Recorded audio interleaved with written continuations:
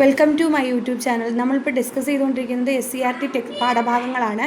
അതിൽ ടെക്സ്റ്റ് ബുക്കിലെ 5ാം ക്ലാസ്സിലെ ടെക്സ്റ്റ് ബുക്ക് നമ്മൾ ക്ലിയർ ആയിട്ട് പഠിച്ചു കഴിഞ്ഞു. ലൈവ് ക്ലാസ്സിൽ നിങ്ങൾക്ക് അതിൻ്റെ വീഡിയോസ് കാണാനായിട്ട് സാധിക്കുമായിരുന്നു. ഓക്കെ, ഇനി നമ്മൾ പഠിക്കാൻ പോകുന്ന ക്ലാസ് 7 അടിസ്ഥാന ശാസ്ത്രമാണ്. അതിനകത്ത് ചാപ്റ്റർ 1 ആണ് വിളയിക്കാം നൂറുമേനി. ഓക്കെ, പഠിക്കാം. പഴങ്ങൾ, പച്ചക്കറികൾ, ധാന്യങ്ങൾ എന്നിവ കൃഷി ചെയ്യുമ്പോൾ എന്തൊക്കെയാണ് നമ്മുടെ ലക്ഷ്യങ്ങൾ? വേഗം ഫലമുണ്ടാകണം, നല്ല വിളവ് ലഭിക്കണം, ഫലത്തിന് നല്ല ഗുണമേന്മ ഉണ്ടായിരിക്കണം എന്നിവയാണ്. സസ്യത്തിൽ നിന്ന് നല്ല വിളവ് ലഭിക്കാൻ പ്രധാനമായും പരിഗണിക്കേണ്ട ഘടകങ്ങൾ: വളക്കൂറുള്ള മണ്ണ്, അനുയോജ്യമായ കാലാവസ്ഥ, നല്ല രീതിയിലുള്ള പരിചരണം, ഗുണമേന്മയുള്ള വിത്തുകളും നടീൽ വസ്തുക്കളും, കീടനിയന്ത്രണം, വിത്തിൻ്റെ ഗുണമേന്മ ഉറപ്പുവരുത്താൻ വിത്തെടുക്കുന്ന ഫലം, ചെടി എന്നിവ ഗുണമേന്മയുള്ളതായിരിക്കണം. ചെടിയിൽ നിന്ന് ഫലം ഉണ്ടാകുന്നു, ഫലത്തിൽ നിന്ന് വിത്തുണ്ടാകുന്നു. ചെടി, ഫലം, വിത്ത്. മികച്ച വിത്ത് തിരഞ്ഞെടുക്കാൻ പരിഗണിക്കേണ്ട ഘടകങ്ങൾ: കൂടുതൽ കായ്ഫലവും ആരോഗ്യമുള്ള ചെടിയിൽ നിന്നുമാണ് വിത്തെടുക്കേണ്ടത്. ഒരു ചെടിയുടെ മധ്യകാലത്തുണ്ടാകുന്ന മൂപ്പെത്തിയ ഫലങ്ങളിൽ നിന്നാണ് വിത്തെടുക്കേണ്ടത്. തിരഞ്ഞെടുത്ത വിത്ത് സ്വാഭാവിക ആകൃതിയും ഭാരവും വലിപ്പവും ഉള്ളതായിരിക്കണം. വിത്തിൻ്റെ പുറന്തോടിൽ കേടുണ്ടാവാൻ പാടില്ല. കായിക പ്രജനനവും ലൈംഗിക പ്രത്യുൽപാദനവും. Vegetarian propagation and sexual reproduction. ഒരു സസ്യത്തിൻ്റെ കായിക ഭാഗങ്ങളായ വേര്, തണ്ട്, ഇല, ഭൂകാണ്ഡം എന്നിവയിൽ നിന്ന് പുതിയ തൈകൾ ഉണ്ടാകുന്ന പ്രക്രിയയാണ് കായിക പ്രജനനം. ഒരു സസ്യത്തിൻ്റെ കായിക ഭാഗങ്ങളായ വേര്, തണ്ട്, ഇല, ഭൂകാണ്ഡം എന്നിവയിൽ നിന്ന് പുതിയ തൈകൾ ഉണ്ടാകുന്ന പ്രക്രിയയാണ് കായിക പ്രജനനം. കാണ്ഡത്തിൽ നിന്ന് പുതിയ ചെടി. മുരിങ്ങ, കുരുമുളക്, ചെമ്പരത്തി, മരച്ചീനി, മധുരക്കിഴങ്ങ്, കരിമ്പ്. ഭൂകാണ്ഡമാണ് കാച്ചിൽ, ഇഞ്ചി, ചേമ്പ്, മഞ്ഞൾ, ചേന. വേരിൽ നിന്നാണെങ്കിൽ ശീമപ്ലാവ്, കറിവേപ്പ്, ചന്ദനം, ആഞ്ഞിലി. ഇലയിൽ നിന്നാണെങ്കിൽ ഇലമുളച്ചി, നിശാഗന്ധി, നീലപ്പന, ബിഗോണിയ. കായിക പ്രജനനം അലൈംഗിക പ്രത്യുൽപാദനമാണ്. വിത്തുകൾ ഉണ്ടാകുന്ന ലൈംഗിക പ്രത്യുൽപാദനത്തിലൂടെയാണ്. ലൈംഗിക പ്രത്യുൽപാദനം വഴിയും കായിക പ്രജനനം വഴിയും പുതിയ തലമുറയെ സൃഷ്ടിക്കുന്ന സസ്യങ്ങൾക്ക് ഉദാഹരണമാണ് മുരിങ്ങ, ശീമക്കൊന്ന, കറിവേപ്പില. പഞ്ചസാരയുടെ മധുരം വർദ്ധിപ്പിക്കാൻ ഗുണമേന്മയുള്ള കരിമ്പ് വികസിപ്പിച്ചെടുത്ത മലയാളി ശാസ്ത്രജ്ഞ ആരാണ്? സസ്യശാസ്ത്രജ്ഞയായിട്ടുള്ള E.K. ജാനകി അമ്മാൾ. പഞ്ചസാരയുടെ മധുരം വർദ്ധിപ്പിക്കാൻ ഗുണമേന്മയുള്ള കരിമ്പ് വികസിപ്പിച്ചെടുത്ത മലയാളി സസ്യശാസ്ത്രജ്ഞയാണ് E.K. ജാനകി അമ്മാൾ. മാതൃസസ്യത്തിന്റെ എല്ലാ ഗുണങ്ങളും പുതിയ ചെടികളിൽ ഉൽപ്പാദിപ്പിക്കുന്നതിനുള്ള മാർഗങ്ങൾ എന്തെല്ലാം? പതിവയ്ക്കൽ ലെയറിംഗ്, നാഗപതിവയ്ക്കൽ സെർപ്പന്റൈൻ ലെയറിംഗ്, കമ്പൊട്ടിക്കൽ ഗ്രാഫ്റ്റിംഗ്, മുകുളമൊട്ടിക്കൽ ബഡ്ഡിംഗ്. പതിവയ്ക്കൽ: മാതൃസസ്യത്തിന്റെ കൊമ്പുകളിൽ വേര് മുളപ്പിച്ച ശേഷം ആ ഭാഗം മുറിച്ച് നട്ട് പുതിയ തൈകൾ ഉണ്ടാക്കുന്ന രീതിയാണ് പതിവയ്ക്കൽ. പേര, സപ്പോട്ട, ചാമ്പ, ബദാം, അത്തി തുടങ്ങിയ സസ്യങ്ങളിൽ പതിവയ്ക്കൽ ഫലപ്രദമാണ്. പതിവയ്ക്കലിന്റെ ഘട്ടങ്ങൾ: മാതൃസസ്യത്തിന്റെ പ്രധാന തടിയിൽ നിന്നുള്ള പെൻസിൽ വണ്ണമുള്ള ഒരു കമ്പിന്റെ 2 പർവ്വങ്ങൾക്ക് ഇടയിലുള്ള തൊലി 2-3 സെന്റിമീറ്റർ നീളത്തിൽ വളയാകൃതിയിൽ ചെത്തി മാറ്റുക. ഘട്ടം 2: ചകിരിച്ചോറ്, മണ്ണ്, ചാണകപ്പൊടി എന്നിവ ചേർത്ത് മിശ്രിതം ചെറിയ നനവോടെ ആ ഭാഗത്ത് വെച്ച ശേഷം ഒരു പോളിത്തീൻ കവർ ഉപയോഗിച്ച് പൊതിഞ്ഞു കെട്ടുക. ആവശ്യമെങ്കിൽ ഇടയ്ക്ക് നനയ്ക്കണം. ഘട്ടം 3: 2 മാസത്തിനകം പതിവയ്ക്കുന്ന ഭാഗത്ത് ധാരാളം വേരുകൾ ഉണ്ടാകും. വേര് മുളച്ച കമ്പ് പതിവച്ചതിന് ശേഷം താഴെ മുറിച്ചെടുത്ത് ചെടിച്ചട്ടിയിലോ ഗ്രോ ബാഗിലോ നടാവുന്നതാണ്. വളർന്നു തുടങ്ങിയാൽ മണ്ണിലേക്ക് മാറ്റി നടാം. എന്താണ് നാഗപതിവയ്ക്കൽ അഥവാ സെർപ്പന്റൈൻ ലെയറിംഗ്? കുരുമുളക് പോലുള്ള ചെടികളിലെ നീളമുള്ള ശാഖകൾ മണ്ണിലേക്ക് വളച്ചു വെച്ച് പല ഭാഗങ്ങളിൽ ഇടവിട്ട് മണ്ണിട്ട് മൂടി പതിവയ്ക്കുന്നതാണ് നാഗപതിവയ്ക്കൽ. പല ഭാഗങ്ങളിൻ്റെ പർവ്വഭാഗങ്ങളിലായിരിക്കും ഇടവിട്ട് മണ്ണിട്ട് മൂടി ഈ രീതി ചെയ്യുന്നത്. ഈ രീതിയിൽ ഒരേ സമയം ഒന്നിലധികം തൈകൾ ഒരു ശാഖയിൽ നിന്ന് ലഭിക്കും. വിവിധ രീതിയിൽ പതിവയ്ക്കുന്ന സസ്യങ്ങളാണ്: വായുവിൽ പതിവയ്ക്കുന്നവ എയർ ലെയറിംഗ്: പേര, കശുമാവ്, സപ്പോട്ട, റോസ, ചാമ്പ, അത്തി, ബദാം. നാഗപതിവയ്ക്കൽ: ബോഗൺവില്ല, മുല്ല, പിച്ചി, മുന്തിരി, വെറ്റില, കുരുമുളക്, ജമന്തി തുടങ്ങിയവ നാഗപതിവയ്ക്കലിന് ഉദാഹരണമാണ്. തണ്ടുപയോഗിച്ചുള്ള കായിക പ്രജനന രീതിയും വിജയസാധ്യത പരമാവധിയാക്കാൻ ഉപയോഗിക്കുന്ന സസ്യ ഹോർമോണാണ് ഓക്സിൻ. പതിവെച്ചുണ്ടാകുന്ന സസ്യങ്ങളുടെ സവിശേഷതകൾ: മാതൃസസ്യത്തിന്റെ ഗുണങ്ങൾ ഉണ്ടാകും. ചെടിയുടെ വലിപ്പവും ആയുർദൈർഘ്യവും കുറവായിരിക്കും. വേഗത്തിൽ പൂക്കുകയും കായ്ക്കുകയും ചെയ്യും. തായ്വേര് പടലം ഉണ്ടായിരിക്കില്ല. കൂടുതൽ പരിചരണം ആവശ്യമാണ്. അടുത്താണ് കമ്പൊട്ടിക്കൽ അഥവാ ഗ്രാഫ്റ്റിംഗ്. ഗുണമേന്മയുള്ള സസ്യത്തിന്റെ കമ്പ് അതേ വർഗത്തിൽപ്പെട്ട വേരോട് കൂടിയ മറ്റൊരു സസ്യത്തിന് ഒട്ടിച്ചു ചേർത്ത് വെച്ച് മികച്ച ഇനം തൈ ഉൽപ്പാദിപ്പിക്കുന്ന രീതിയാണ് കമ്പൊട്ടിക്കൽ. ഒട്ടിക്കലിന് വേണ്ടി തിരഞ്ഞെടുക്കുന്ന വേരോട് കൂടിയ ചെടിയാണ് റൂട്ട് സ്റ്റോക്ക് അഥവാ മൂലകാന്ഡം. സ്റ്റോക്കിൽ ഒട്ടിക്കുന്ന കമ്പാണ് സയൺ അഥവാ ഒട്ടുകമ്പ്. അടുത്തതെന്ന് പറയുന്ന കമ്പൊട്ടിക്കുന്ന വിധം. കമ്പൊട്ടിക്കാനായി റൂട്ട് സ്റ്റോക്കിൻ്റെ അടിവശത്ത് നിന്ന് 15 സെൻറ്റിമീറ്റർ മുകളിൽ വെച്ച് മുറിച്ചു മാറ്റണം. റൂട്ട് സ്റ്റോക്കിൻ്റെ ഈ ഭാഗത്ത് നടുവിൽ കത്തി ഉപയോഗിച്ച് 4 സെൻറ്റിമീറ്റർ നീളത്തിൽ താഴേക്ക് മുറിക്കണം. സയണിൻ്റെ അടിഭാഗം 2 വശവും ചരിച്ച് ചെത്തിയ ശേഷം റൂട്ട് സ്റ്റോക്കിൽ ഉണ്ടാക്കിയ വിടവിലേക്ക് തിരികെ വെച്ച് പോളിത്തീൻ ടേപ്പ് ഉപയോഗിച്ച് ചുറ്റിക്കെട്ടണം. സയൺ സ്റ്റോക്കിനോട് ഒട്ടി വളർന്നു കഴിഞ്ഞാൽ ചെടി സൗകര്യപ്രദമായ സ്ഥലത്തേക്ക് മാറ്റി നടാം. നാടൻ മാവിൻ്റെ തൈയിൽ നീലം, മൽഗോവ തുടങ്ങിയ ഇനം മാവുകളുടെ കൊമ്പുകൾ ഒട്ടിക്കുമ്പോൾ നാടൻ മാവിൻ്റെ തൈ റൂട്ട് സ്റ്റോക്കും മൽഗോവയുടെ കമ്പ് സയണുമാണ്. കമ്പൊട്ടിക്കൽ വഴി തൈ ഉണ്ടാക്കുന്ന നേട്ടങ്ങൾ: വേഗത്തിൽ പൂക്കുകയും കായ്ക്കുകയും ചെയ്യും, നമ്മുടെ മണ്ണിൽ നന്നായി വളരും, ഗുണമേന്മയുള്ള ഫലങ്ങൾ ലഭിക്കും. മൂവാണ്ടൻ മാവിൻ്റെ റൂട്ട് സ്റ്റോക്കിൽ മൂപ്പെത്തിയ മറ്റൊരു മൂവാണ്ടൻ മാവിൻ്റെ തന്നെ സയൺ ഒറ്റിച്ച് പുതിയ മാവ് ഉണ്ടാക്കിയാൽ എന്ത് നേട്ടമാണ് ഉണ്ടാകുന്നത്? ഇവിടെ സയണായി എടുക്കുന്ന മാവിൻ കൊമ്പിന് മാതൃസസ്യത്തിൻ്റെ പ്രായമുള്ളതിനാൽ വേഗം ഫലം തരാൻ സഹായിക്കും. എന്താണ് മുകുളം ഒട്ടിക്കൽ അഥവാ ബഡ്ഡിംഗ്? ഗുണമേന്മയുള്ള സസ്യത്തിൻ്റെ മുകുളം അതേ വർഗ്ഗത്തിൽപ്പെട്ട വേരോട് കൂടിയ മറ്റൊരു സസ്യത്തിൽ ഒട്ടിച്ചേർത്ത് മികച്ച നടീൽ വസ്തു ഉണ്ടാക്കുന്ന രീതിയാണ് മുകുളം ഒട്ടിക്കൽ. മുകുളം ഒട്ടിക്കലിൻ്റെ ഘട്ടങ്ങൾ: ഘട്ടം 1, നല്ല ഇനം സസ്യത്തിൻ്റെ ശിഖരത്തിൽ നിന്ന് മുകുളം തൊലിയോടുകൂടി ചെത്തിയെടുക്കുക എന്നതാണ് സയൺ. ചട്ടിയിലോ ഗ്രോ ബാഗിലോ വളർത്തിയ നാടൻ ഇനത്തിൽപ്പെട്ട സസ്യത്തിൽ റൂട്ട് സ്റ്റോക്കിൽ നിന്ന് മുകുളം ഒട്ടിക്കാനുള്ള സ്ഥലത്തെ പുറം തൊലി ചെത്തി മാറ്റുക. ഘട്ടം 3, റൂട്ട് സ്റ്റോക്കിൽ തൊലി നീക്കിയ ഭാഗത്ത് സയൺ വെച്ച് മുകുളം പുറത്തു കാണുന്ന വിധം പോളിത്തീൻ ടേപ്പ് കൊണ്ട് പൊതിഞ്ഞു കെട്ടുക. ഘട്ടം 4, മുകുളം നന്നായി വളരാൻ തുടങ്ങിയാൽ സ്റ്റോക്കിൻ്റെ മുകൾ ഭാഗം മുറിച്ചു മാറ്റുക. മുകുളം വളർന്നതിന് ശേഷം ഈ തൈ പറമ്പിലേക്ക് മാറ്റി നടാം.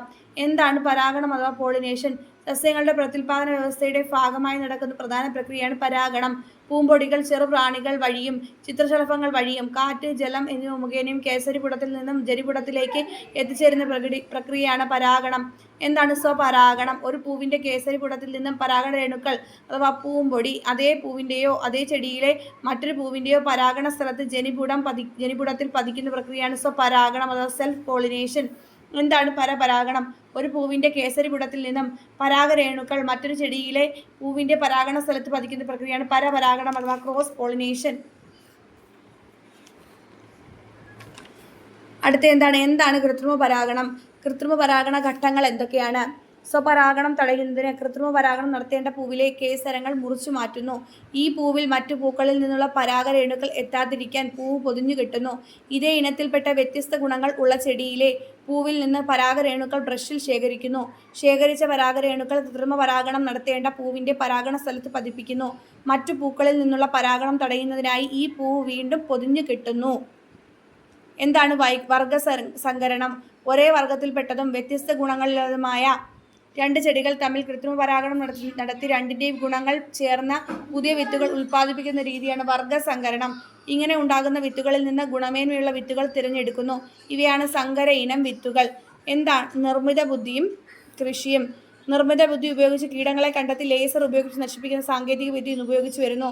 പരിസ്ഥിതിക്ക് ഒട്ടും ഹാനികരമല്ല എന്നതാണ് ഇതിൻ്റെ നേട്ടം. ഇനി സങ്കര ഇനം വിത്തുകളും സസ്യവും.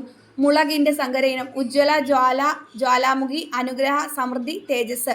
മുളക് ഉജ്ജ്വല, ജ്വാല, ജ്വാലാമുഖി, അനുഗ്രഹ, സമൃദ്ധി, തേജസ്. പയർ ലോല, മാലിക, ഭാഗ്യലക്ഷ്മി, ജ്യോതിക, കൈരളി, ശാരിക. ലോല, മാലിക, ഭാഗ്യലക്ഷ്മി, ജ്യോതിക, കൈരളി, ശാരിക പയർ ഇനങ്ങളാണ്. നെല്ലിൻ്റെ ഇനങ്ങൾ പവിത്ര, ഹ്രസ്വ, അന്നപൂർണ. പവിത്ര, ഹ്രസ്വ, അന്നപൂർണ സങ്കര ഇനങ്ങളാണ്. തെങ്ങ് ചന്ദ്രലക്ഷ, ചന്ദ്രശങ്കര, ലക്ഷഗംഗ, കൊച്ചിൻ ചൈന, കാപ്പാടം. കൊച്ചിൻ ചൈന, കാപ്പാടം. തെങ്ങ് ചന്ദ്രലക്ഷ, ചന്ദ്രശങ്കര, ലക്ഷഗംഗ. വെണ്ട കിരൺ, അർക്ക, അനാമിക, സൽകീർത്തി, ആനക്കൊമ്പൻ. കിരൺ, അർക്ക, അനാമിക, സൽകീർത്തി, ആനക്കൊമ്പൻ. വെണ്ട. വഴുതന സൂര്യ, ശ്വേത, നീലിമ, ഹരിത. വഴുതന. തക്കാളി മുക്തി, അനഘ, അക്ഷയ, ശക്തി. മുക്തി, അനഘ, അക്ഷയ, ശക്തി തക്കാളി. പാവൽ പ്രീതി, പ്രിയങ്ക, പ്രിയ. സങ്കര ഇനം തെങ്ങുകൾ Chandralaksha, Lakshadweep ordinary into Chavakkad orange, T into D. Chandrasankara Chavakkad orange into west coast tall, D into T. Lakshaganga Lakshadweep ordinary into Gangabondam, T into D. കാർഷിക ഗവേഷണ കേന്ദ്രങ്ങൾ കേരള കാർഷിക ഗവേഷണ കേന്ദ്രം KEU മണ്ണുത്തി, തൃശ്ശൂർ. വിവിധ ഇനം വിളകൾ, മൃഗങ്ങൾ, പക്ഷികൾ മുതലായവയെക്കുറിച്ച് ഗവേഷണങ്ങളും വിജ്ഞാന വിജ്ഞാന വ്യാപന പരിപാടികളുമാണ് മുഖ്യ പ്രവർത്തനങ്ങൾ. കേരള കാർഷിക സർവകലാശാലയുടെ പ്രാദേശിക ഗവേഷണ കേന്ദ്രങ്ങളാണ് സംസ്ഥാനത്തിൻ്റെ വിവിധ ഭാഗങ്ങളിൽ പ്രവർത്തിക്കുന്നത്.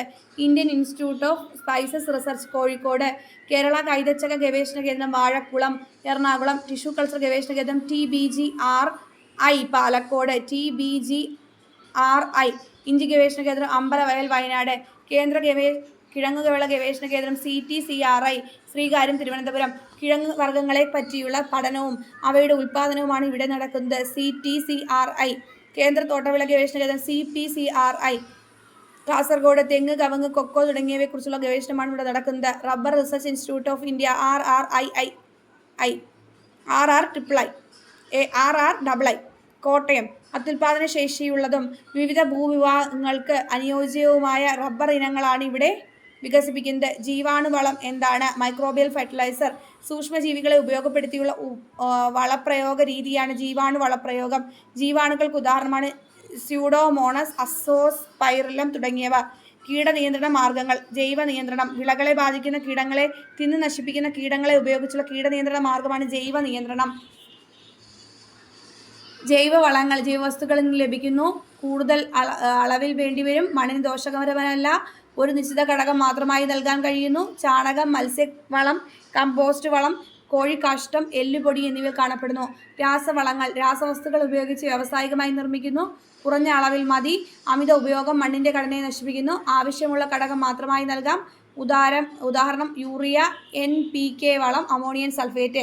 കീടങ്ങളെ തിന്ന് നശിപ്പിക്കുന്ന കീടങ്ങളെ മിത്രകീടങ്ങൾ എന്ന് വിളിക്കുന്നു. മിത്രകീടങ്ങൾക്ക് ഉദാഹരണമാണ് വട്ടച്ചാഴി അഥവാ ലേഡി ബഗ്, ട്രൈക്കോഗ്രാമ.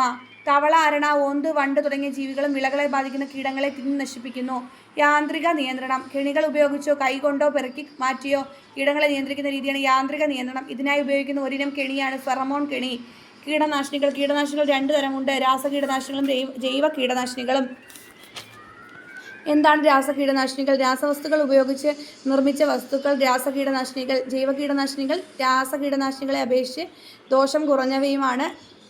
ജൈവ കീടനാശിനികൾ. പുകയില കഷായം, വേപ്പെണ്ണ, എമൽഷൻ, വെളുത്തുള്ളി, കാന്താരി മിശ്രിതം, വേപ്പിൻ പിണ്ണാക്ക്. കളകൾ. പ്രധാന സസ്യങ്ങൾക്കൊപ്പം വളരുന്ന ദോഷകരമായ സസ്യങ്ങളാണ് കളകൾ. കളകളെ നിയന്ത്രിക്കുന്ന രീതികൾ. കളനാശിനി പ്രയോഗിക്കൽ. മേയുന്ന മൃഗങ്ങൾ, പ്രാണികൾ, ഫംഗസ് അല്ലെങ്കിൽ ബാക്ടീരിയ പോലുള്ള ജീവികളെ കളകളെ നശിപ്പിക്കാൻ ഉപയോഗിക്കാം. ഒരു ചെടിയുടെ കോശത്തിൽ നിന്നോ ഒരു കൂട്ടം കോശങ്ങളിൽ നിന്നോ ചെടികൾ വളർത്തിയെടുത്ത് പുതിയ തലമുറയെ ഉൽപ്പാദിപ്പിക്കുന്ന പ്രവർത്തനമാണ് ടിഷ്യൂ കൾച്ചർ.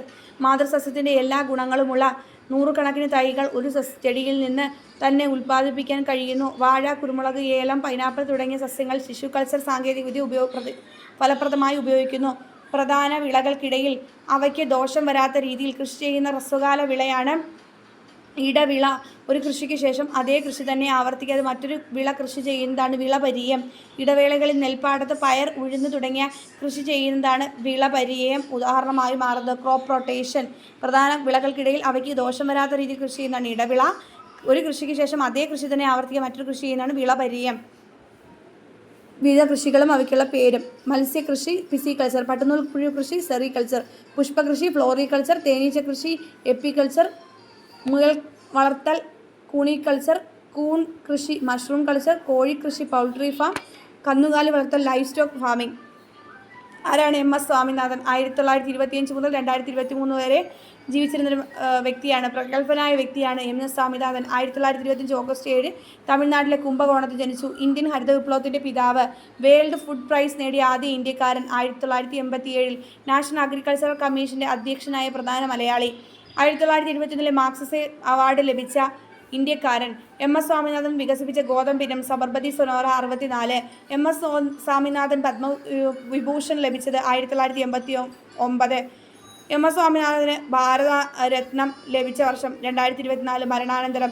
MS സ്വാമിനാഥൻ്റെ പ്രധാന കൃതികൾ: 50 Years of Green Revolution, An Evergreen Revolution, Wheat Revolution, The Quest of a World Without Hunger. ഇത്രയും കാര്യങ്ങളാണ് നമുക്ക് ഈ ചാപ്റ്റർ പഠിക്കാനുള്ളത്. MS സ്വാമിനാഥനൊക്കെ ഏറ്റവും ഇമ്പോർട്ടൻ്റ് ആണ്. Thank you.